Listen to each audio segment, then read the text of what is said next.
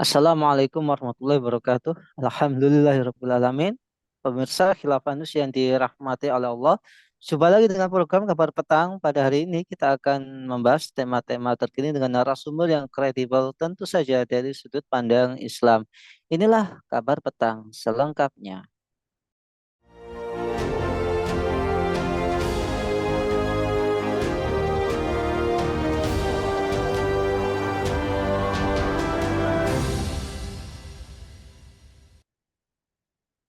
Pemirsa, staf khusus bidang hukum Presiden Dini Purwono mengatakan pihak Istana Kepresidenan telah menerima draft revisi Undang-Undang TNI dan Undang-Undang Polri. Betul, undang-undang terkait sudah diterima oleh Setnek pada hari Jumat 7 Juni 2024 siang minggu lalu, kata Dini pada hari Kamis 13 Juni tahun 2024. Dini menyebutkan pihak istana tengah menelaah draft 2 RU tersebut sebelum melanjutkan prosesnya bersama DPR. Nah, revisi Undang-Undang TNI dan Undang-Undang Polri telah ditetapkan sebagai RUU usul inisiatif DPR dalam rapat paripurna DPR pada 28 Mei 2024 lalu. Apakah revisi Undang-Undang TNI berpotensi kembalikan dari fungsi ABRI? Apakah TNI berpotensi digunakan untuk menghadapi masyarakat yang dianggap sebagai ancaman negara? Apakah agenda revisi undang-undang ini harus ditolak? Untuk masnya kami terhubung dengan Ketua LBH Pelita Umat Jatim Bung Chandra Purna Irawan. Assalamualaikum Bung Chandra. Waalaikumsalam warahmatullahi wabarakatuh. Gimana kabarnya Bung? Alhamdulillah luar biasa. Allahu Akbar. Oh, Allahu Akbar. Baik Bung Chandra, ini ada gonjang-ganjing undang-undang ya RUU Undang-Undang TNI ini ya. Ya, yang mana DPR dalam rapat paripurna ke-18 di masa persidangan kelima tahun sidang 2023-2024 menyetujui RUU tentang perubahan atas Undang-Undang Nomor 34 Tahun 2004 tentang TNI menjadi RUU usul inisiatif DPR. Di tengah stagnasi dan kemunduran agenda reformasi TNI, penetapan tersebut bukan hanya langkah tergesa-gesa, melainkan juga memunculkan pertanyaan mengenai komitmen DPR dalam mengawal. Dua usulan perubahan krusial pada RUU TNI adalah penempatan prajurit TNI di jabatan sipil dan perpanjangan masa pensiun. Nah, bagaimana catatan Bung Chandra? Ya, eh, pertama sebetulnya kalau revisi undang-undang itu membuat TNI itu menjadi lebih bagus, ya, lebih baik, eh, baik dalam konteks kelembagaan maupun kemudian dalam konteks apa istilahnya ya pribadi atau prajurit bagi TNI, saya kira saya kalau ditanya tentu mendukung berkaitan hal itu. Apa kalau selama itu memang memiliki hal-hal yang saya kira kebermanfaatan bagi masyarakat begitu. Hanya saja kemudian uh, kalau kemudian revisi itu menyebabkan sesuatu hal atau potensi begitu ya yang membuat masyarakat itu dianggap mungkin ada sisi traumanya ya. Trauma dalam arti adalah kejadian masa lalu yang kemudian dikhawatirkan akan terulang kembali, maka saya kira psikologi masyarakat itu perlu dipertimbangkan atau perlu ditinjau ulang berkaitan dengan revisi itu. Nah, apa itu? Saya belum membaca draft eh, RUU TNI yang baru begitu ya, yang maksudnya yang sampai yang detik ini malam ini. Kalau RUU yang revisi RUU yang draft yang sebelumnya saya sudah membaca semua ya draft RUU TNI itu.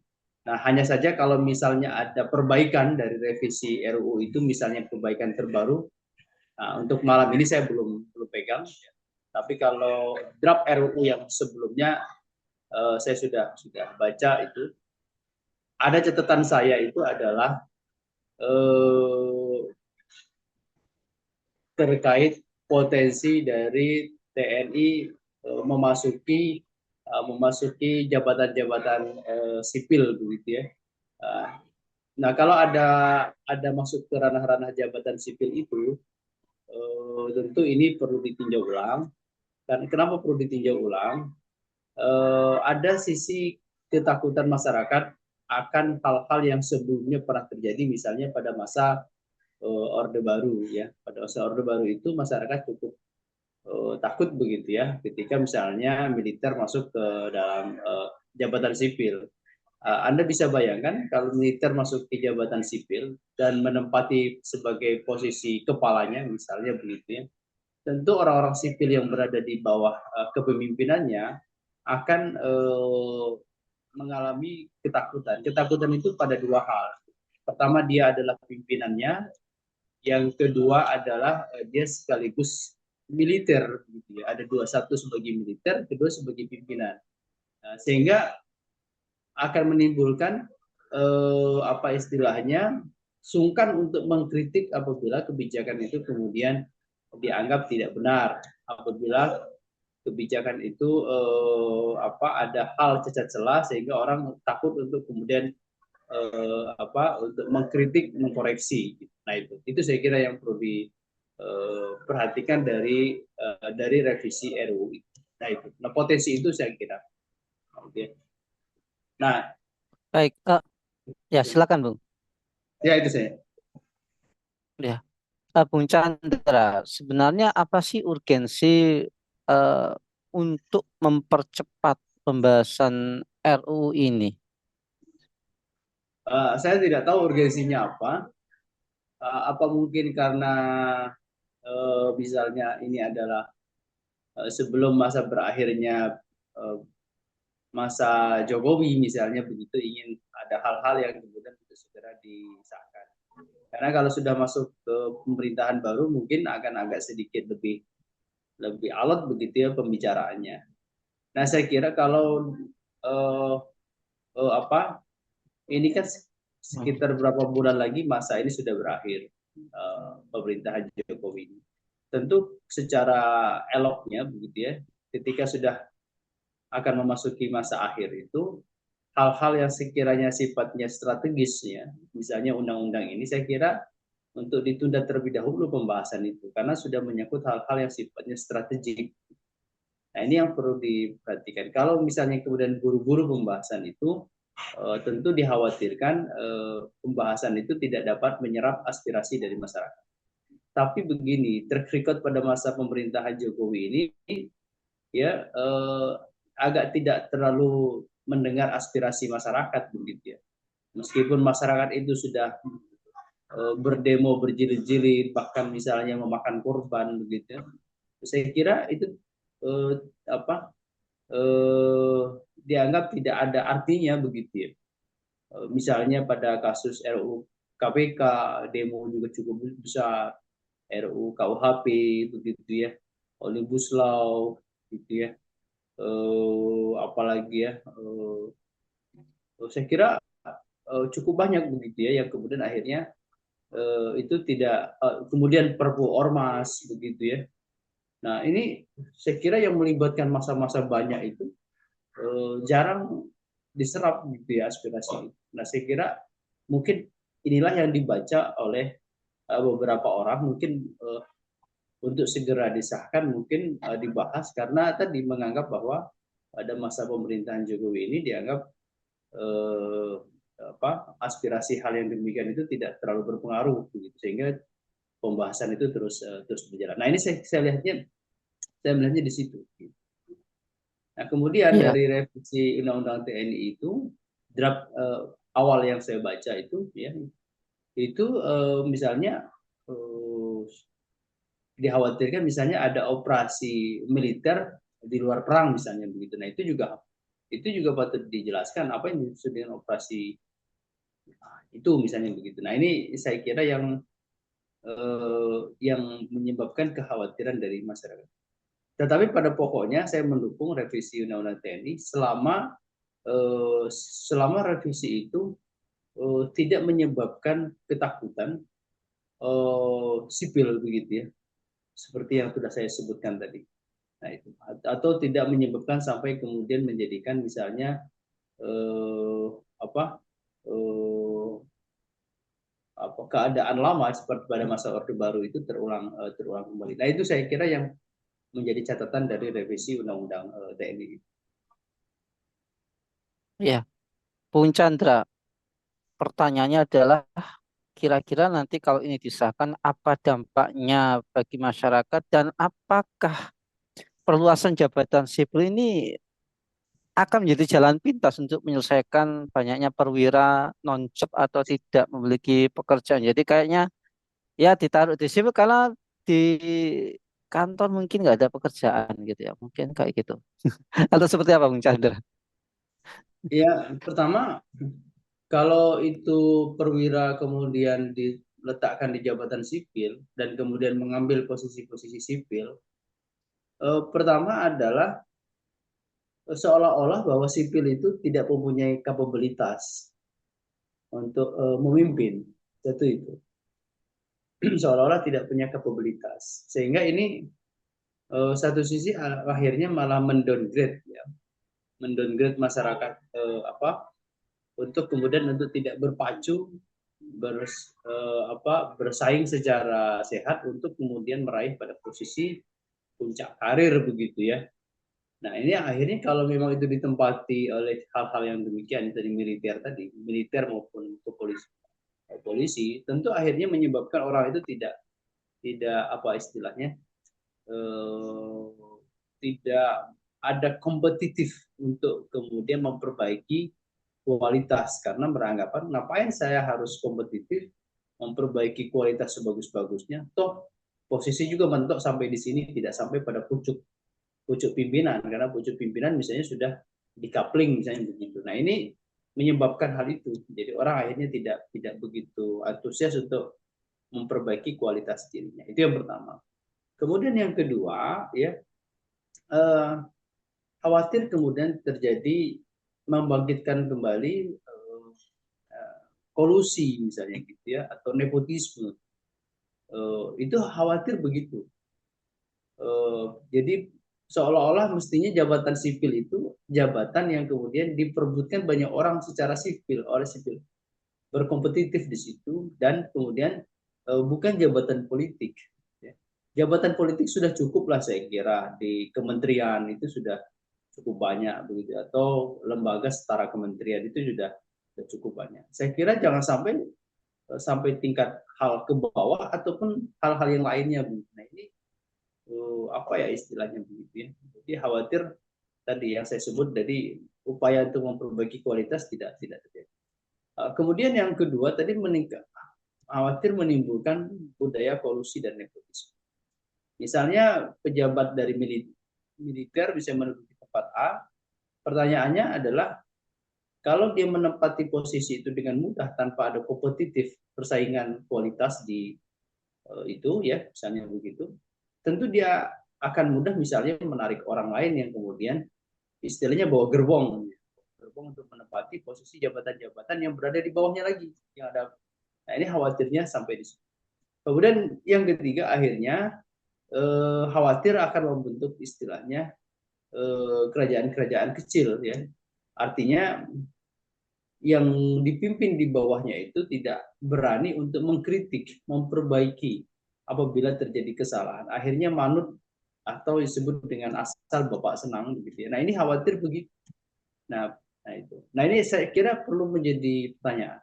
Kemudian yang berikutnya, khawatirnya misalnya kemudian militer itu misalnya KPK memeriksa misalnya ada dugaan korupsi misalnya begitu terhadap militer tadi yang menempati jabatan sipil. Khawatirnya nanti kata militer, ini ranahnya militer, ranahnya pengadilan militer, bukan pengadilan umum, karena saya militer aktif, misalnya begitu. Nah, begitu. Jadi akhirnya akan menimbulkan confuse di situ. Ya, nah itu. Seperti yang sudah terjadi misalnya pada kasus apa itu Basarnas begitu ya. Nah, Basarnas kan jabatan sipil itu sebetulnya. Nah, ketika ada dugaan korupsi yang ditangani oleh KPK, lalu ramailah ini. Ini mestinya adalah jabatan ini mestinya diperiksa oleh militer, oleh orditur, bukan oleh KPK, kan begitu akhirnya. Nah, itu yang saya kira akan terjadi di situ, confuse di situ. Iya, Nah, demikian. Bung, ya, Bung Chandra. Dengan menambah peran sebagai alat keamanan, TNI nanti akan terlibat menghadapi ancaman atau gangguan dari dalam negeri. Misalnya menghadapi masyarakat sipil. RU ini juga menghapus kewenangan Presiden untuk mengerahkan TNI. Apakah hal ini sangat berbahaya dikarenakan TNI dapat bergerak sendiri tanpa otorisasi dari pemimpin politik sipil nasional untuk pengerahan pasukan? Kalau Apakah seperti itu, presiden Bu? tidak bisa memerintah militer, presiden khawatir dikudeta. Ya, Berarti kan posisinya lebih tinggi militer. Kalau presiden tidak boleh memerintah, berarti kalau begitu lebih tinggi militer. Ya, kalau lebih, nah itu yang kemudian jadi pertanyaan. Berarti ya presiden kapanpun bisa dikudeta. Nah ini yang malah khawatirnya nanti akan terjadi polarisasi, misalnya militer dengan polisi, khawatirnya nanti. Misalnya presiden tidak bisa memerintah militer misalnya, tapi Polri di bawah presiden bisa diperintah kapan. Khawatir terjadi polarisasi di antara dua lembaga ini, gitu loh. Ini yang kita kemudian dikhawatirkan. Nah, begitu. ya. Terakhir, Bung, apakah pembahasan RUU TNI ini harus dihentikan? Kemudian bagaimana sih solusi dalam pandangan Islam terkait pengaturan eh, pasukan jihad? Ya, seperti itu. Ya, pertama begini, militer tetap harus di bawah presiden, pemimpin, di bawah khalifah, ya, atau di bawah presiden. Itu harus tetap, kendali ada di situ. Kemudian yang kedua, tentu posisi militer eh, dalam konteks ini eh, apa istilahnya ya? Dia mesti menjadi mitra dari masyarakat itu, menjadi penjaga, begitu ya, penjaga keamanan dan segala macam. Harus jadi mitra. Kemudian tidak ada istilah perbedaan kelas, kelas militer dengan kelas sipil, gitu ya. Nah, ini khawatirnya kalau ada perbedaan kelas itu seolah-olah militer itu lebih tinggi, gitu ya. Memang betul dia punya keahlian yang tidak dimiliki oleh sipil. Kenapa tidak dimiliki? Karena sipil tidak dilatih. Coba kalau sipil dilatih hal yang sama. Itu pertanyaannya, apakah semua sipil jadi militer? Seperti misalnya pada wajib militer di Singapura dan wajib militer di Korea Selatan misalnya. Nah, itu. Nah, ini saya kira yang perlu diperhatikan itu di situ. Nah, sehingga oleh karena itu militer tetap harus di bawah kendali pemimpin tertinggi. Tidak boleh dia terpisah. Kalau terpisah berbahaya. Demikian. Ya, baik, Bung Chandra, terima kasih atas pemaparannya. Semoga menjadi inspirasi bagi kita semua untuk membangun negeri ini lebih baik lagi. Semoga Bung Chandra sekeluarga senantiasa dalam perlindungan Allah Subhanahu wa taala. Amin ya rabbal alamin. Baik pemirsa Khilafah yang dirahmati oleh Allah, demikianlah program kabar petang kita pada kesempatan hari ini. Jangan lupa untuk like, subscribe, komen dan share sebanyak-banyaknya. Semoga menjadi amal kebaikan kita di dunia maupun di akhirat nanti. Saya Nang Setiawan undur diri. Sampai jumpa dalam kesempatan dan wassalamualaikum warahmatullahi wabarakatuh.